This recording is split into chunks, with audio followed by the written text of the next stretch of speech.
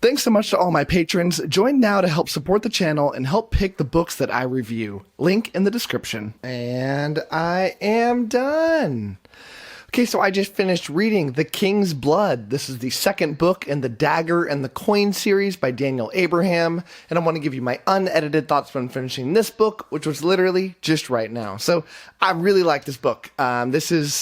It feels like it's a little bit better than the first book, which I give 4.5, but it's not quite at that 5 level. So I'm going to say it's closer to 4.5 than 5, although if I could give like a 4.75, although I guess I could because it's my channel, but that'd be the first time I did a quarter ranking, and that would just drive my kind of OCD brain a little wild. So we're going to stick with 4.5. But yeah, I really like this book, and I feel like this book and this series are crazy underrated. I mean, I don't know how underrated this book is compared to the other books in the series, because I think this is like a 4 or 5 book series.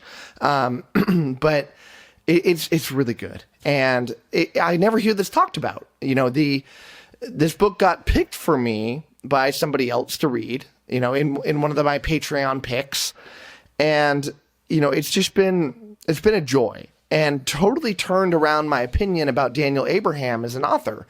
Now, Daniel Abraham is popularly known as half of the duo that is James S.A. Corey, which is the authors of The Expanse. And a lot of people didn't know that The Expanse was actually written by 2 people, and James S.A. Corey is actually not a real person. It's 2 people together. But Daniel Abraham has written other books as well. He wrote this Age of Ash book, which I think is in a wider series. I don't know if there's multiple books in it that I did not love. You know, he obviously wrote The Expanse, which I did not love. I like The Expanse, but I never fell in love with any of the books. But this, I really, really enjoy what I'm reading out of this, because this is the first time that I've read a Daniel Abraham story that felt it had that, you know, classic fantasy story, but not so classic in the sense of Lord of the Rings kind of classic in the Game of Thrones realm of sort of classic, where, and it's crazy to me that something like A Song of Ice and Fire can kind of considered a classic that so many books are compared to, but, you know, that's where we're at, and that's a testament to how long it's been since that first book came out. But it has that multi-POV point of, like, system where the characters are constantly kind of like intermingling with the other characters. It's set in kind of a medieval-ish sort of setting. You know, there's magic, but it's not the central feature of the story, kind of like in A Song of Ice and Fire, although it's even less here, because you don't have dragons in the world. You know, you don't have characters shooting off magic like one of the characters does in A Song of Ice and Fire. You know, but it does have a central feature of magic here, but it's a very minor part of the story. You know, you've got these priests that very clearly have some magical powers, and you have a backdrop in the setting that used to feature dragons. We can kind of see the bones of dragons. Maybe they'll feature in the story later on, but thus far, it's just kind of the history of them that blends through this. And I love that kind of thing. You know, I feel like it kind of similar to like The First Law, where The First Law had some, you know, sort of magical type things, you know, Logan Nine Fingers himself, you know, you have people like Baez who've got some magic to them, but it's very much the backdrop to the story. And I love that sort of thing. It lets the story kind of take the forefront of things, but it keeps that interest in a made-up world and some spice, not spice in the way that my wife likes reading her books, sense, but spice in the adding a little flavor to the story. But yeah, so very much enjoying everything about going on this. I'm going to struggle to kind of figure out how I'm going to talk about this book, because I don't want to reel in the series for you, because I really do think you need to read this series. But let me tell you a little bit about the series, and then we'll go into different facets about this book. So this series, and I'm sort of now understanding what this series is about, but at the beginning it felt like what I was reading was, you know, 2 different conflicts going on, and a few characters from one conflict that were point of view characters, and a couple characters from another one. You know, at the beginning of the story, you have this a takeover of a foreign occupation of a city, and this young woman, arguably a girl, I think, ends up uprooting the trading house. She's a apprentice banker very much emphasis on the apprentice. And she leaves town to try to just secure the money, but things go really sour and she ends up with all this money. And she decides to go try to, imposter, be a banker herself using this money that's not necessarily hers, that belongs to this big central bank. And you've got this former, villain, a villainous character who's murdered a king, who is, put that life behind him and is becoming a sellsword, but decides to be her kind of protector in a weird kind of father figure kind of perspective. So you got that thing going on. But then on the other side of things, you have this guy who leads the takeover of the city, or ends up finding himself in a place of power. And he tries to make the best of this temporary situation of him being in power. And then kind of back at home, which is still like the occupiers, you have this man and this woman the man is like a military general, and his wife, who is simply just his wife, but leads a lot of the behind the scenes politics, that are trying to, do some sneaky stuff and trying to overthrow the king and stuff like that.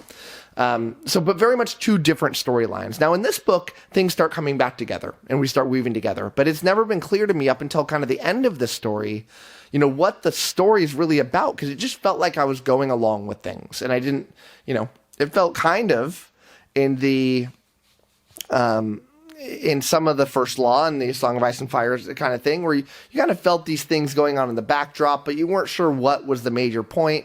The thesis wasn't really laid out to you very strongly, but more so here. Because even as I finish the second book, I don't know exactly where things are going to go. I don't know, it's not very clear, and I don't mind that, but it kind of is what it is. But I feel like I'm getting these different stories, and I had some very minor problems in this book that seem to be getting solved by the end of this one. One of those problems is one of the POV characters, which is this man's wife, feels totally unnecessary. And because all of her scenes seem like they take place with the husband. And so why am I getting this character? Why do I need to be in this character's point of view? Why can't I just take it from this man's point of view? And every time we get her by herself, it just feels like gossiping and nothing really major happening. Now, by the end of the story, I very much get why. And everything's kind of starting to make sense. But nonetheless, it made her chapters rather boring. And every time I got to one of her chapters, I was, not looking forward to it and kind of wanting to zip through to get to some of these other wonderful chapters that I was going to get from some of these great characters. Now, as I go into the next book, I'm probably very much going to relish going into her chapters, and I get it, but it took a long time to get there. It took 2 full books for me to kind of start to appreciate, 1/5 of the story arcs going on here. So that's a thing. But in general, I think the character work here has been extremely well done. The characters feel so unique and their own thing. They still feel so different from each other. And I'm falling in love with many of these characters, even the characters that are not necessarily good characters. Their motivations make sense. They're compelling characters. And I love that out of characters that have a kind of dark thing going on.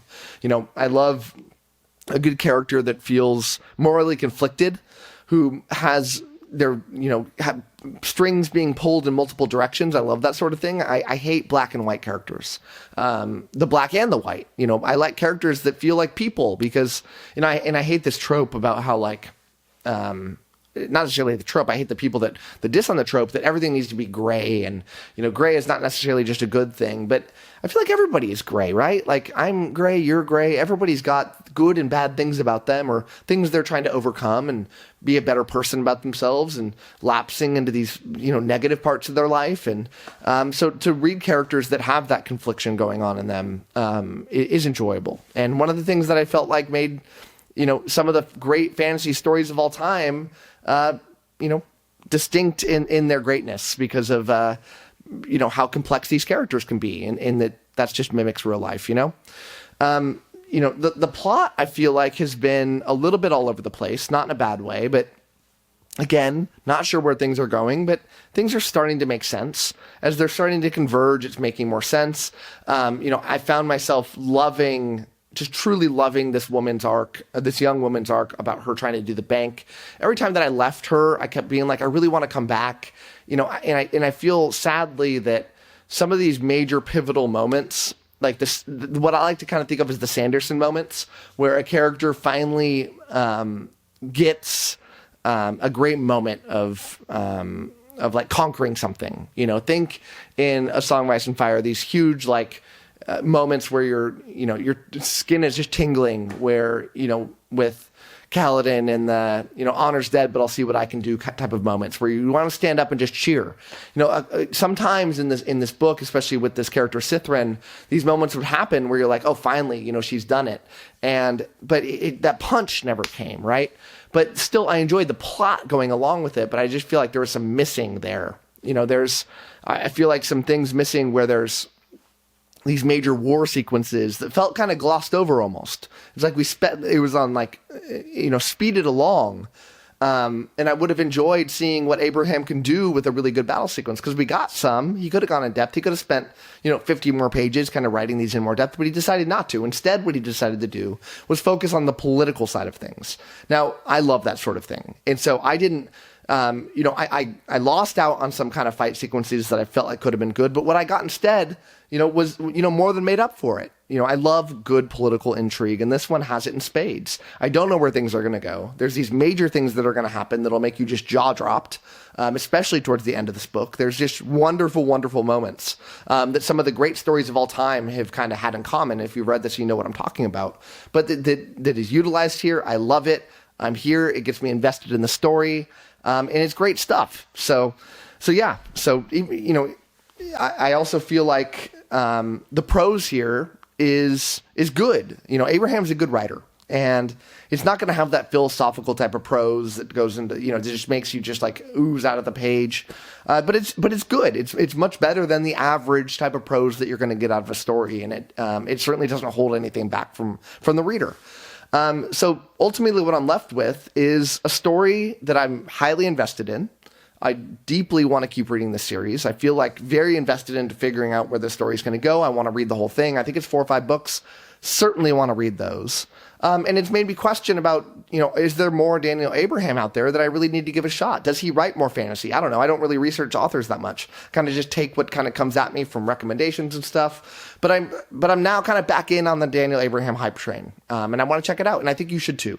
So if you're a fan of things like Game of Thrones and you like the political type of things, you know, I think that you're going to probably get some enjoyment out of this. You know, it feels like kind of Game of Thrones light, where it's not as grand and epic with multiple continents. But the story that we get is impactful, it's meaningful. The characters are very good, and I think you're going to have a good time. So check this one out, and, you know, or if you want to hold out and see how the next one is, stay tuned to this channel, because you know I'm for sure going to be reading it and reviewing it. So thank you so much for watching, and as always, happy reading to you. Thanks again to all my patrons, with a special shout out to my Ascendant tier and Librarian tier patrons: Amy, Alex P, Anna G, CJ, Doused, Darren, Daniel O, JD, Jonathan, Josh, Nathan T, Ned's Book Channel, 𝗟𝗏𝗄𝐴, Ron Reich, Russell, Ryan L, Sydney Baker, Slay, Tahir, Anna, Andra, Blair, Brock, Evan, Joe UK, Kat Mick, Marcus, Michael Sugarman, and Sky. Thanks for sticking to the end of this video, and if you want to watch some more content from my channel, click over here and I've got some good videos for you. Thanks so much.